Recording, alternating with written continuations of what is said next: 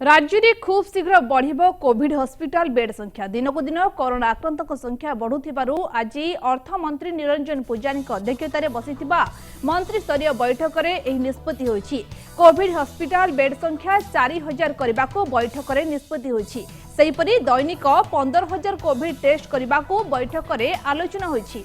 एथिपाई दरकारी उपकरण युद्धकालीन भित्तिरे किणाजिब। सेहीपरि सर्वसाधारण स्थल में पान गुटखा भली सामग्री खाइबा उपरे कटकणा लागू करबा पई 2013 टोबाको आईन कड़ाकड़ी कराजिब। सेपरि क्वारंटाइन सेंटर रे थिबा जेकोनोसी व्यक्ति नमूना परीक्षा रिपोर्ट नेगेटिव आसिले तांको तुरंत होम क्वारंटाइन रे रखाजिब। दरकार पड़िले तांको स्वास्थ्य सेवा जोगाई दियाजिबाको मंत्री स्तरीय बैठक में निष्पत्ति होईछि। भिन्नक्षम और वरिष्ठ नागरिकों पर डाक्तरी सुविधा जोगाई देवा सांगकु स्वच्छता नहीं स्वतंत्र एसओपी प्रस्तुत करने लगी बैठक में स्थिर होईछि।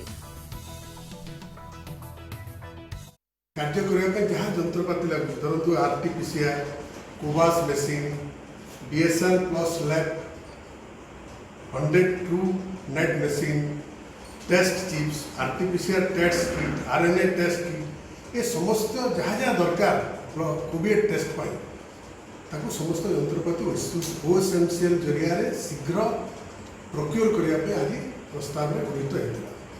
द्वितीय कथा हूँ आप जानते 2013 आम राज्य में गोटे चिंग्स स्मोकलेस टोबाको प्रोडक्ट गुटखा पान मसला विषय गोटे आईन रेगुलेसन होता है दृढ़ भाव में कार्यकारी करने आज प्रस्ताव मुझे कहीं केन्द्र मंत्री गोटे चिठी अनुरोध कर तेणु आज से दृढ़ या कार्यकारी कर से विषय प्रस्ताव होता है।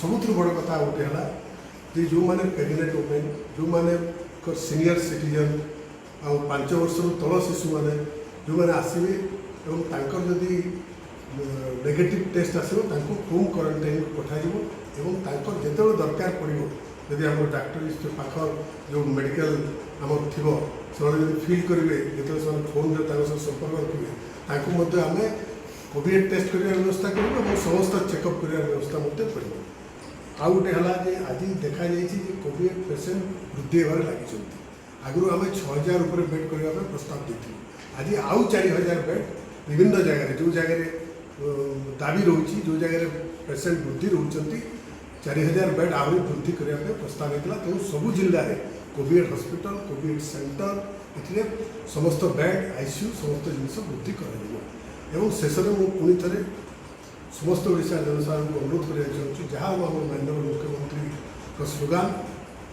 घरे रहतु सुरक्षित रहतु अन्य को सुरक्षित करूँ यह समस्ते सफल करेंगे आशा